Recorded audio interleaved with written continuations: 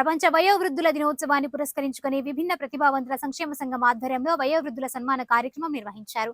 ఈ సన్మాన కార్యక్రమానికి సంక్షేమ శాఖ ఏడీ సువార్త ముఖ్య అతిథిగా హాజరై వివిధ ఓల్డేజ్ హోమ్స్ లోని వయోవృద్ధులను సన్మానించి హోమ్స్ లను నిర్వహిస్తున్న వారికి ప్రశంసా పత్రాలను అందించారు.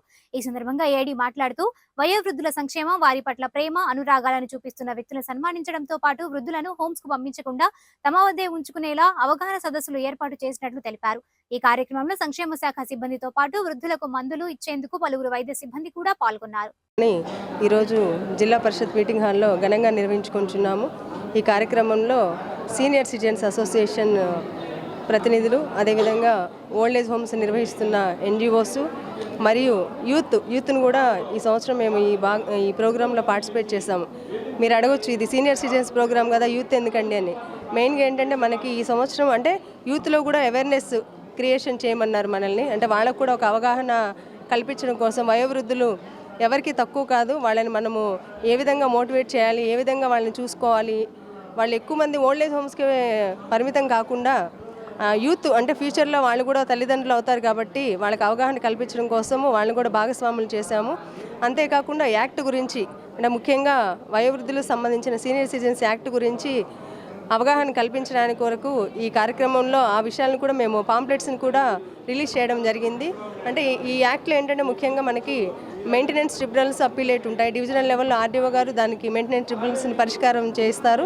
అదేవిధంగా అప్పీలేట్ ట్రిబ్యునల్స్కి కలెక్టర్ గారు చైర్మన్గా ఉంటారు, అసిస్టెంట్ డైరెక్టర్ కన్వీనర్గా ఉంటారు.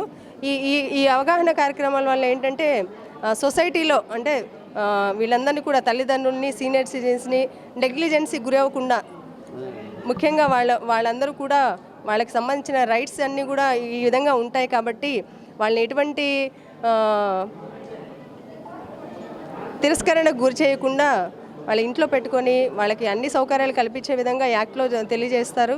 కాబట్టి ఈ ప్రోగ్రాం ఇంత ఘనంగా నిర్వహించడానికి మాకు ముఖ్యంగా సహకరించినటువంటి సీనియర్ సిటిజన్ అసోసియేషన్స్కి, అదేవిధంగా జిల్లా యంత్రాంగానికి, అంతేకాకుండా మీడియా ప్రతినిధులకు, అదేవిధంగా ఎన్జిఓస్ అందరికీ, ఇక్కడ విచ్చేసినటువంటి మన వయోవృద్ధులందరికీ కూడా ధన్యవాదాలు తెలియజేస్తున్నాను. మేడం, ఇప్పుడు ఈ వృద్ధాశ్రమాలు నిర్వహిస్తున్నారు కదా, వాళ్ళకి మీరు ఇచ్చే ప్రోత్సాహాలు ఏమైనా ఉంటాయా? అంటే వాళ్ళకి ఏంటంటే ఇప్పుడు వయోవృద్ధుల్ని వృద్ధాశ్రమాలు నిర్వహిస్తున్నారు.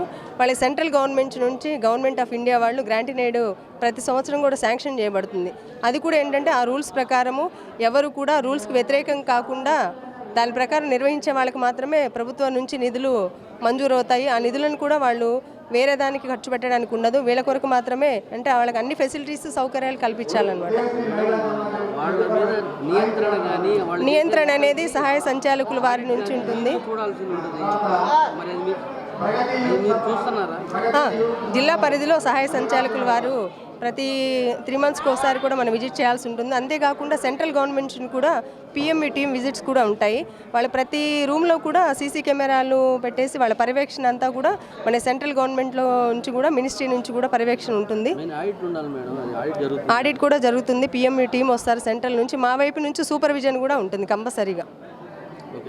Thank you.